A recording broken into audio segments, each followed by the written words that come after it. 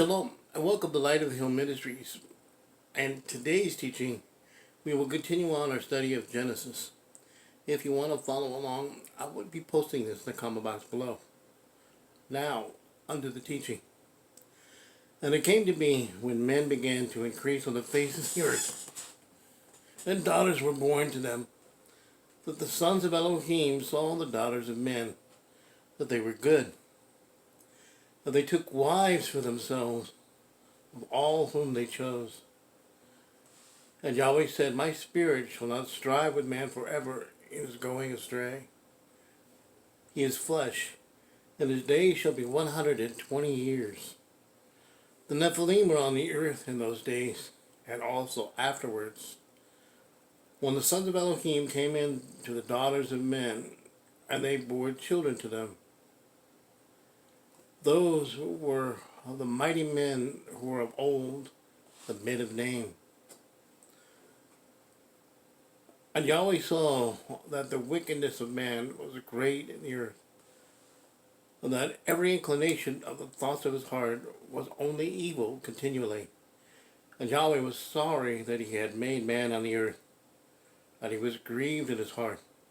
And Yahweh said, I am going to wipe off man, whom I have created from the face of the ground, both man and beast, creepy creatures, and birds of the heavens, for I am sorry I have made them. Genesis 6, 1 through 7. These verses have been the source of a great deal of controversy over the years. Many people teach and believe that these verses describe part of a great cosmic battle that includes the fall of messengers from heaven and the corruption of human genetics, which brought forth a race of giants upon the earth. This belief doesn't come from Scripture itself, but rather from the book of Enoch, which we have previously looked at. The idea that the sons of Elohim are messengers is clearly extra-biblical. And so far, in the book of Genesis itself, there are no messengers called sons of Elohim. What we do see, however, are two genealogies in the previous chapters, 4 and 5. The righteous line of Sheth begins with Yahweh and the creation of Adam. This makes Yahweh the father of Adam and his line. The genealogy contains all the sons as its focus. This would mean that the line of Sheth is in fact the sons of Elohim.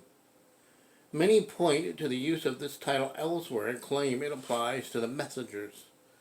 Let's look at the other biblical uses of this title and determine whether this is indeed the proper understanding. The first time the title Sons of Elohim is used outside of Genesis is in the book of Job. And the day came to be that the sons of Elohim came to present themselves before Yahweh, as Satan also came among them. And Yahweh said to Satan, From where do you come? And Satan answered Yahweh and said, From diligently searching in the earth, and from walking up and down it. Job 1, verses 6 through 7. Again, the day came to be that the sons of Elohim came to present themselves before Yahweh, as Satan also came among them to present himself before Yahweh. And Yahweh said to Satan, From where do you come? As Satan answered Yahweh and said, From diligently searching in the earth, from walking up and down it. Job 2, verses 1 through 2. When the morning stars sang together, all the sons of Elohim shouted for joy. Job 38, verse 7. 3 times we see reference to the title Sons of Elohim used in these passages. We know from the Torah that there were 3 feasts throughout the year where all men of the children of Israel were to go up to Jerusalem and appear before Yahweh, bringing their first fruits, tithe, and offering. 3 times in a year you are to celebrate a festival to me.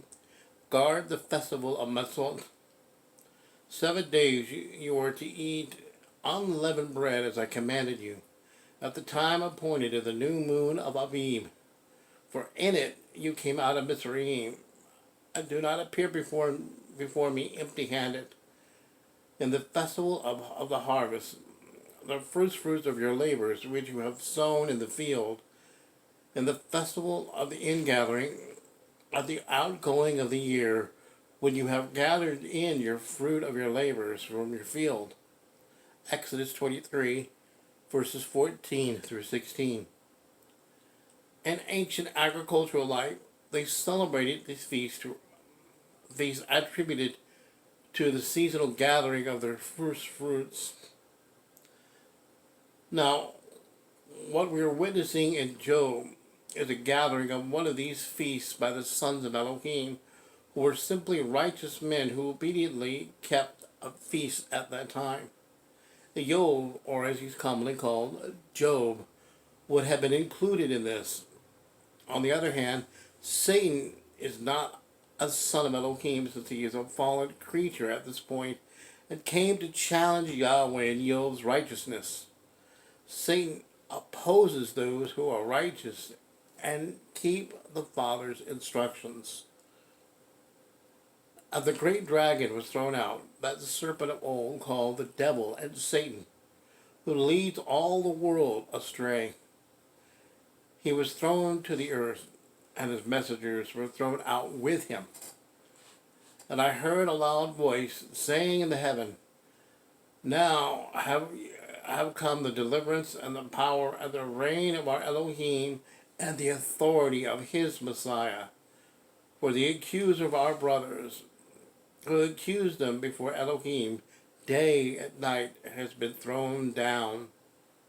And they overcame him because of the blood of the Lamb, and because of the word of their testimony. They did not love their lives to the death. Revelation 2, verses 9 through 11. And the dragon was enraged with the woman, and he went to fight with the remnant of her seed, those guarding the commands of Elohim and possessing the witness of Yahushua Messiah. Revelation 12, verse 17. Of those who are of Elohim are called sons of Elohim. But as many as received him, to them he gave the authority to become sons of Elohim, to those believing in his name. John 1, verse 12. For as many as are led by the Spirit of Elohim, these are the sons of Elohim. Romans 8, verse 14. For the intense longing of the creation eagerly waits for the revealing of the sons of Elohim. Romans 8, verse 19. See what love the Father has given us, that we should be called the sons of Elohim. For this reason the world does not know us, because it did not know him. Beloved ones, we now we are sons of Elohim, and it has not yet been revealed what we shall be. But we know that when he is revealed, we shall be like him, for we shall see him as he is. 1 John 3, verses 1 through 2. So, in the context of the book of Genesis, the sons of Elohim are talking about the sons of Adam from the line of Sheth. These were the ones who were led by Elohim, who received him and believed on his name. But they fell and went after the daughters of men.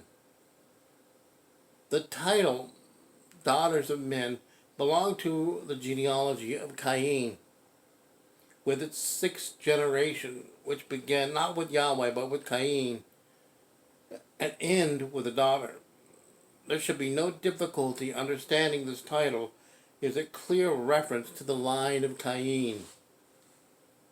What the Torah is teaching us is that this historical event is the sad reality of the further mixing of the seed. Cain was no longer considered among the generation of Adam, and thus the line of Sheth was a brand new line. The leaven of murderous and carnal Cain had been purged from the line, but not from the world. The tares and the wheat would grow together in the world, and in this case, even cross-pollinate. The righteous line failed to keep itself set apart.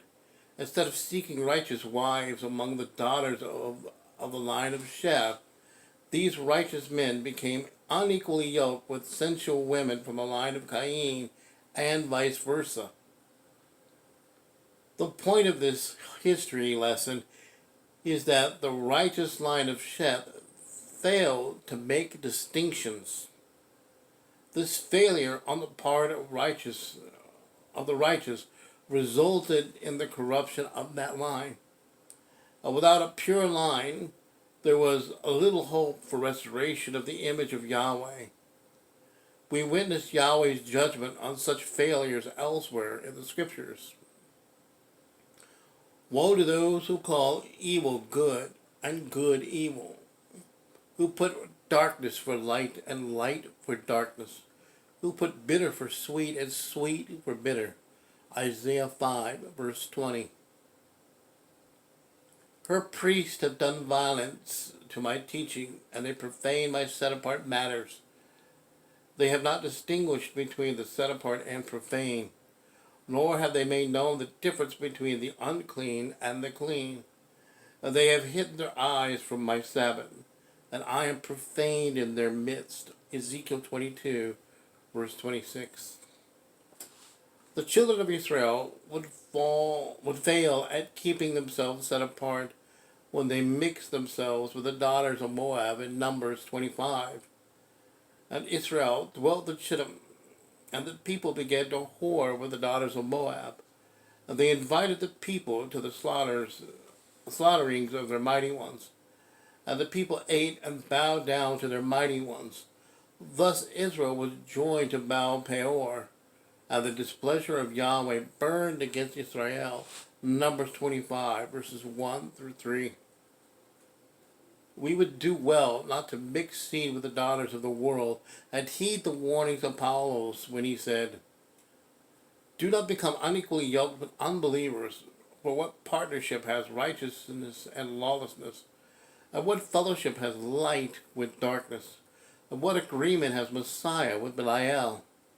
Or what part does a believer have with an unbeliever? And what union has the dwelling place of Elohiym with idols? For you are a dwelling place of the living Elohiym, as Elohiym has said, I shall dwell in them and walk among them, and I shall be their Elohiym, and they shall be my people. Therefore, come out from among them and be separate, says Yahweh, and do not touch what is unclean, and I shall receive you. And I shall be a father to you, and you shall be sons and daughters to me, says Yahweh Almighty. 2 Corinthians 2, verses 14 through 18. Now, in the King James, it says the word giants in Genesis 6, verse 4. And there were giants in the earth in those days, and also after that, when the sons of Elohim came into the daughters of men, and they bare children to them. The same became mighty men which were of old, men of renown. Genesis 6, verse 4, King James Version. We should note that the Torah states clearly that these giants were already in the land in those days. There is nothing in the passages that says there was mixing of heavenly messengers and humans. We may also note that the word giant is a translation of the Hebrew word nephel, Strong's number H5303, meaning giants, the Nephilim. The concept of this word is that one who falls or pounces upon another. It is the word used to describe a person who exploits others, such as a tyrant. These tyrants are further described as being mighty men of name or famous. Since these men were tyrants, we may better understand them to be infamous. Thus, The passage does not describe great heroes, but great infamous tyrants. As long as there was a distinct and righteous line in the world, there was light in the darkness. There was hope of one who would become and deliver all humanity from the bondage that resulted from Adam and Hawa's sin. As long as there was a distinct and righteous line in the world, the image of Yahweh was still seen. But when this righteous line was corrupted, the world sank into great and wicked darkness, so corrupted that there was little distinction between the wheat and the tares. Therefore Yahweh cast judgment upon the face of the earth. However, even through it all, Yahweh still demonstrates his kindness. It is interesting to note that the name of Yahweh doesn't appear in these passages until the announcement of the birth of Noah. In the person of Noah, Yahweh demonstrates his attributes of favor, kindness, and deliverance. No one else but Noah and his family would survive the flood. No tyrants, no infamous men, none of the line of Cain would survive it. We also see Yahweh's kindness in extending the time of man before the flood by an additional 120 years. During this time, Noah would become a proclaimer of righteousness, and did not spare the world of old, but preserved Noah, a proclaimer of righteousness, and 7 others, bringing in the flood on the world of the wicked. 2 Peter 2, verse 5. Whatever message Noah proclaimed, it fell on deaf ears because the result of it was the flood. We should learn from this lesson. We too are Adam and Sheth's descendants, and we have a physical, sensual, animal nature as well as a spiritual nature. We must guard against the temptation to let the animal nature have its own way.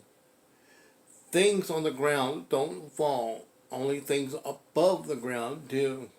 In other words, it is easier for the spiritual man to descend into the level of animal nature than for the animal nature to ascend to the level of spiritual nature. Therefore, we must take extra care of how we walk and watch our hearts. Watch over the heart with all diligence, for out of it are the sources of life.